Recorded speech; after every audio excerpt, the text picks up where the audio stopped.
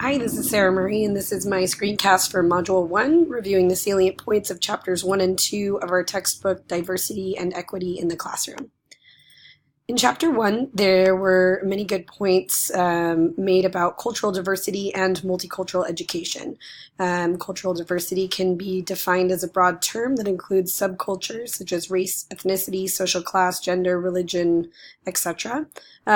One major takeaway for myself from this chapter is the idea that race really is a political and social construct. There's no scientific or biological backing for the differentiation of humans into different races, and that there's only one race, and that's the human race.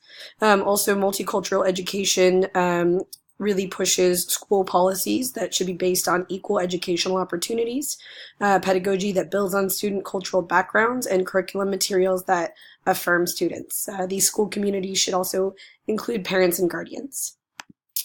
Moving on to Chapter 2, the power of culture. Culture is a complex construct that is both explicit and implicit.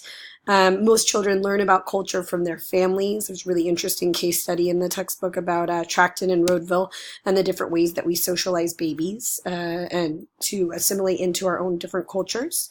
And in culturally relevant education, we should be integrating student culture into school activities. This can really create a true community while empowering families to be involved in the education and preparation for college and career in the students. All cultural backgrounds should be respected.